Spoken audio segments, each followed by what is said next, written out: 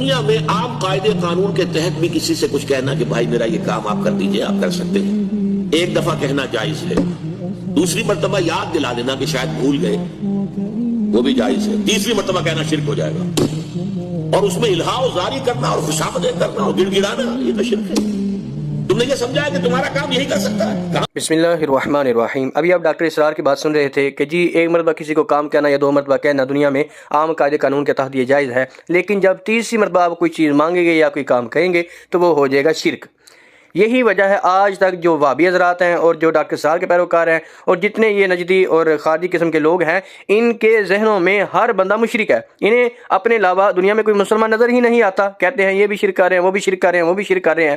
شرک کی تعریف ان لوگوں کو نہیں آتی، یہی سب سے بڑا مسئلہ ہے۔ اگر کوئی اللہ تعالیٰ کے کسی پیارے کا وسیلہ رب کی بارگاہ میں پیش کر دے تب بھی یہ شرک کا فتویٰ لگائیں گے۔ رسول اللہ صلی اللہ تعالیٰ علیہ وسلم کو پکار لے مدد کے لیے یا کسی بھی نیت سے کرم کے لیے تو یہ تب بھی شرک کا فتویٰ لگائیں گے۔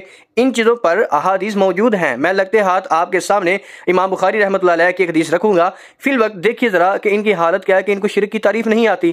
دنیا میں ان کے نزدیک کوئی بندہ ایسا مسلمان بچا ہے، کیونکہ ہر مسلمان یا کوئی بھی بندہ ہو تو وہ کم از کم دنیا میں ایک موقع تو ایسا آ ہی جاتا ہے کہ وہ 3 مرتبہ کسی سے کوئی مدد مانگ لے یا 3 مرتبہ کوئی چیز مانگ لے، تو ان کے نزدیک تو سارے مشرک ہو گئے۔ ڈاکٹر صاحب خود بچپن میں اس نے اپنی کیا ضد نہیں کی ہوگی، اپنے والدین سے کوئی چیز نہیں مانگی ہوگی 3 مرتبہ، یہ بھی مشرک ہو گیا۔ لہٰذا جو 3 مرتبہ کوئی چیز مانگے گا ان کے نزدیک وہ مشرک ہو گیا، اور مشرک جو ہے اس کی تو معافی ہے ہی نہیں، وہ تو پکا جہنمی ہے۔ کیوں؟ رب تعالیٰ نے فرمایا ان الشرک لظلم عظیم، شرک سب سے بڑا ظلم ہے، اس کی کوئی معافی نہیں ہے، بروز قیامت اور گناہ معاف ہو جائیں گے، لیکن مشرک کو رب سے کوئی بھی نہیں بچا سکتا، وہ پکا جہنمی ہے۔ تو اب ان کے نزدیک دنیا میں کوئی مسلمان بچا ہی نہیں، ساری دنیا ہوگی مشرک۔ اب میں آپ کے سامنے ایک حدیث رکھتا ہوں، آپ دیکھیے رسول اللہ صلی اللہ تعالیٰ علیہ وسلم، یہ تو پیارے آقا کی عادت کریمہ تھی کہ حضور کلام بھی فرماتے تو 3 مرتبہ فرماتے، نصیحت بھی کرتے تو 3 مرتبہ کرتے، اور اپنے کلام کو 3 مرتبہ دہراتے تاکہ سامنے والے کو اچھی سمجھ آ جائے، پکا یاد ہو جائے۔ اور اگر تو بات مانگنے کی ہے یا طلب کرنے کی ہے تو پیارے آقا صلی اللہ تعالیٰ وسلم کا فرمان آپ کے سامنے رکھتا ہوں، ذرا دیکھیے۔ صحیح بخاری میں 6245 نمبر روایت موجود ہے، رسول اللہ صلی اللہ تعالیٰ علیہ وسلم نے ارشاد فرمایا کہ 3 مرتبہ کسی کے گھر جاؤ نا تو 3 مرتبہ اجازت لو، اندر سے اجازت طلب کرو، اجازت نہ ملے تو واپس آ جاؤ۔